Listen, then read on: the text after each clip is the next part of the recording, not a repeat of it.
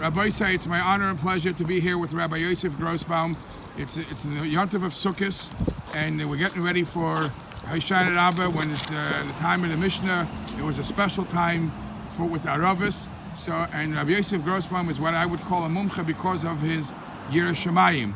So he's cutting the arovot here. I would like to stop him for a minute. I don't want to waste too much of his time, interrupt him, but I want to ask him a couple of questions. Rabbi Grosbaum, please tell us, when somebody goes to buy a arovot, what's the most important thing he should look for? What makes it puzzle? And what is a hiddur? B'kitzer, I don't want to take up too much of your time.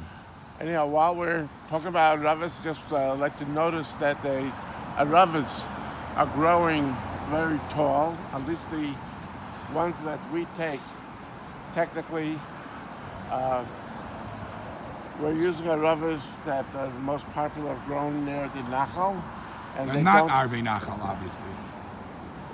You don't have to absolutely grow by a Nachal, but the min is the ones that are most popular grow by a Nachal. If you look at the leaves, they don't have a saw edge. The ones that grow on a tree, the leaves will have the edge of the leaf looks just like a saw, teeth going up and down, up and down. In Yiddish, that's what we call zeglach. Exactly. And so that's why zeglach is puzzle, because those are not puzzle. Zeglach makes it puzzle or hiddur. We don't use them. If you have nothing else, we use them. So, but l'chatchila, we don't use them. And it's because that's not Arvei Nachal. In Pesachim, exactly the lashon that we find different farm, but we don't use those. And probably the number one thing that we want to see is that the top is not cut off. After that, the top is not. Then we're talking about the stem. Now, if we'll zoom in really closely over here, we'll see that a new leaf is growing just underneath the top leaf. And there are those that are makbid. What do we call careful, and they're careful to follow to be sure that it has never been cut off the top. When you see a fresh, young, small leaf just starting to grow, you know that has not been cut at the top. That's called a lavluv, right? Those that is referred to lavluvs, yes, in various kehilas. Rabbi Grosbaum, how early could one cut? I mean, how long does this stay fresh? The ones that are selling commercial are already... They don't stay fresh at all. They like water, and if there's a few dry days, then you can see it in the leaves that they start drying up. They don't stay fresh at all. Today, Baruch Hashem, the Eibishter helped us, and people have learned how to preserve them in plastic bags by taking out the air, vacuum, and perhaps they put in some gas to keep it fresh, as they do in some foods. So they don't stay fresh at all. The best way to keep them fresh is to keep just the very bottom in water. When the leaves get wet, especially by the arovos, they start turning black. So a lot of people at what stage when they're black it shouldn't be used? It's not the should we say the hiddur? It's not the. We always try to do a mitzvah kelev van veil to do it nice, and that's not the natural color. It's on its way out. So people often make a mistake and wrap the lulav and aravos in wet towels, which is actually not the best thing to do.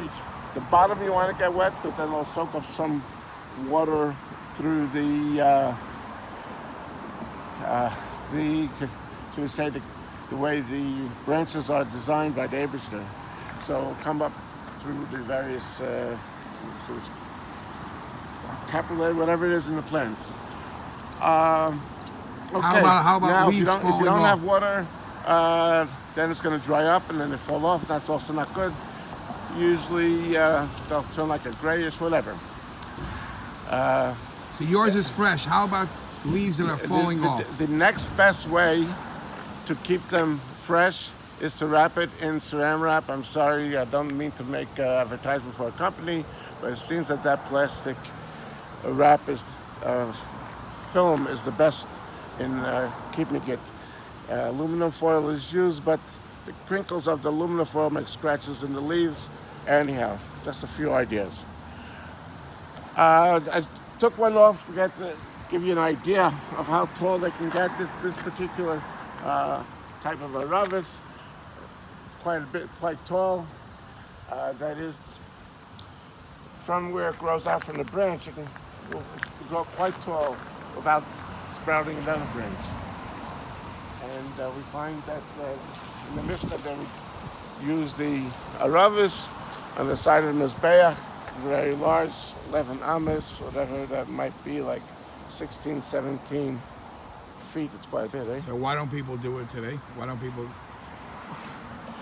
The minhag is to take 3 tvachim. 3 tvachim, and just like we do by the lulav. Obviously, it'd be very difficult to handle.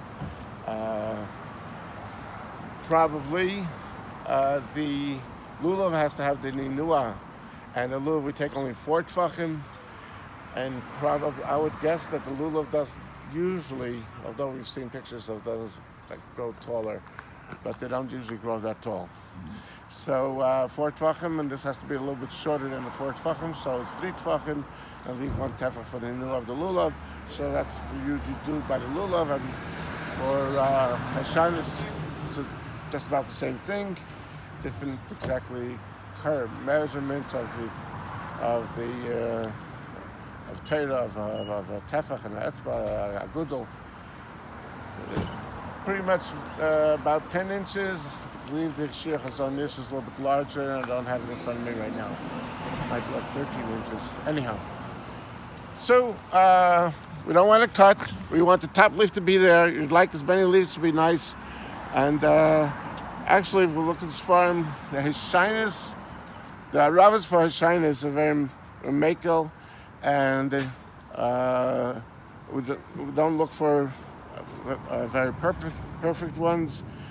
And if we're missing a few leaves, and actually, I believe that there's a daya that says as long as it has 1 leaf, most people don't like to take a arovot that has just 1 leaf.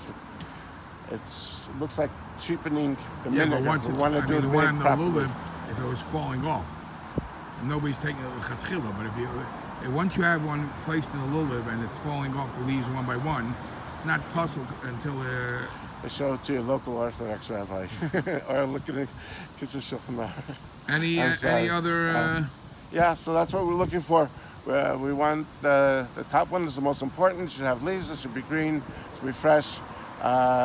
Sometimes, depending on the year, this year Tishrei is a little bit earlier on the solar calendar.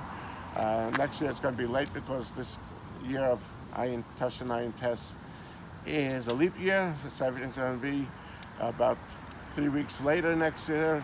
I guess that will make it somewhere towards the end of October. I mean, it's later in the season. And depending on the temperature and sun and rain in that area, the leaves might be falling off. So it gets to be a little, makes some a little anxious to know if they're going to have arovots with leaves on it. But usually it makes it through. So those are the things, and that's. Yashikoyach, Rabbi Grossman, you should be able to do this for many, many, many, many years. As I'm interviewing you, I'm thinking, isn't it ironic or isn't it interesting that from all the Daled Minim, the Arovas, what Chazal says symbolizes the Pashat Yid, and there are more dinim, or I shouldn't say more dinim. We double up on the Arava, but the Hadassim and all that, we only have 1 mitzvah, the Daled Minim, but you don't have 2 mitzvahs at it, on the Lulav and also the Hayshan Rabba. So we have to be more delicate for the Pshutei Am and include everybody in Klal Yisrael. Yeshikoyach and Kol Tuv B'suras Toivos.